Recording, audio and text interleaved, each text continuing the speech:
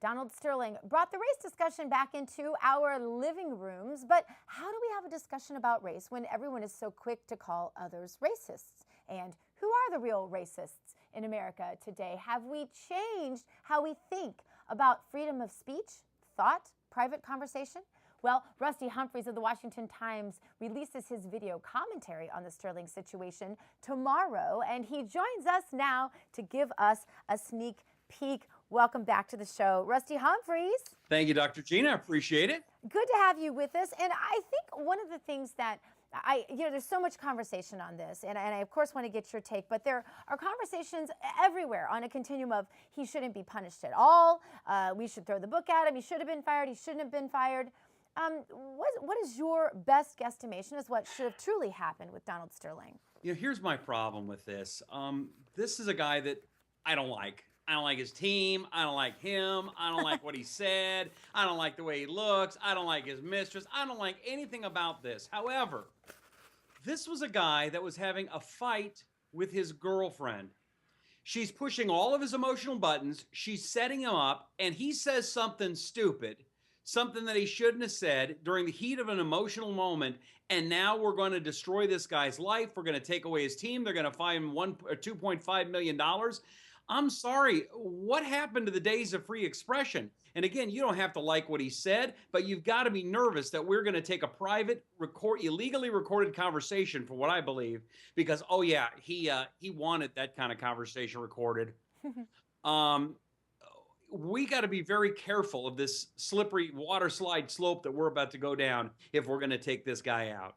Yeah, my question is, what if his comments had been about abortion or about homosexuality or about other controversial things that maybe the team didn't want as their national motto? What then? Would it be any different? You know, I don't know. Again, my point is what's different here is this was a private conversation that was illegally recorded and illegally distributed. If he said if he had that same conversation or said those statements in a public setting, in a news setting, yes, of course he should be held accountable. But when he's having a fight with his mistress, and like I said, having his emotional buttons pushed, I just don't think this is a responsible way of journalism, nor is it a way that we should be handling things. You know, one of our forefathers' greatest concerns was that our government would be a democracy, which is ruled by the mob. And that's what we're seeing right now. We are seeing the mob all riled up, not thinking about the future, not thinking about what is going to happen, what the consequences are. And that's very, very concerning. I want to get to that, but first I want to ask this. This was a private conversation, as you mentioned. You say, right. Allegedly anyway, illegally recorded. Yes. But what was very public was that 1 week he came to the games with his wife and 1 week he came to the games with his mistress. That was very public, yet there was no outrage over that. Right, an 81-year-old guy, going on a date with his mistress that's 30 years old. No, that's nothing at all. But how dare him tell her not to post pictures of Magic Johnson, which, by the way, wasn't Magic Johnson with the Lakers? So, of course, he's not going to like this guy. And here's the other thing that's really interesting. What a coincidence that this guy that he was telling her to stay away from is now magically at the top of the list for buying this team at a fire sale price. What are the chances of that? Yeah. You don't think maybe this was a setup? It's interesting to contemplate, certainly. Has this changed the way that you think America is beginning to regard our First Amendment free speech rights? Yes, we as a republic are giving up our rights of freedom of speech. Again, the only kind of speech that you need to protect is that speech that other people don't like. It's real easy to stand up and talk about puppies and rainbows. That's easy. But when you want to talk about something that folks don't like, freedom of speech is hard. And again, I don't like anything this guy said. I don't like him, his team. I don't like anything about him. But the idea that we are going to take somebody out in a private conversation with his mistress, it is not something we want to go to. And Gina, you've probably had a fight with your husband at one point. Would you like that up on YouTube and promoted? Exactly. Now, this Truth Revolt has an article that says Sterling shouldn't be punished at all. Business Insider today has an article. Chase shut down the bank accounts of a bunch of porn stars and didn't tell them why. And then, of course, the LA Times has an article about sermons that were uploaded by a Pasadena health director who was put on leave over his controversial comments, mostly regarding environmentalism, or I believe it's actually evolution and homosexuality. What is the potential fallout from this sort of judgment of what we do in our private time?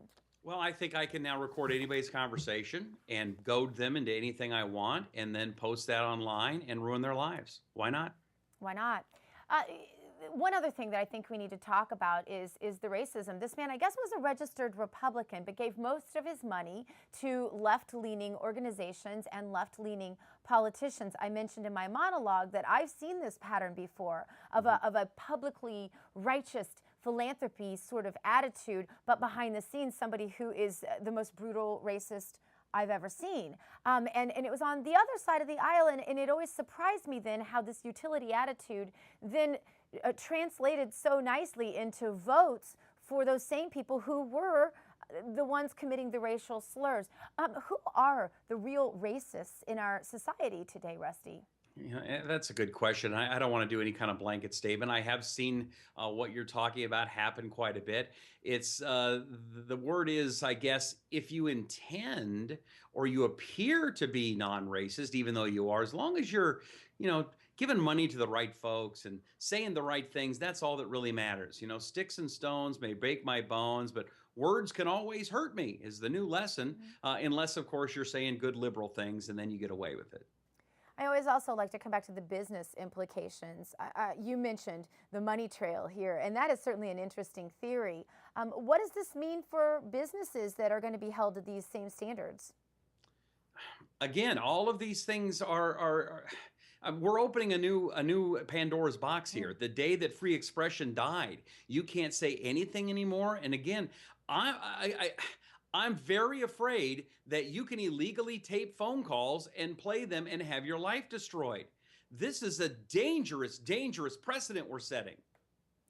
And tell us a little bit, give us a sneak peek of what you are going to talk about in your video at Washington Times. I think it comes up tomorrow. Yeah, it's up tomorrow. It's basically what we've been talking about. You asked me the perfect questions, and we covered it. How'd I know? At the WashingtonTimes.com in the community section.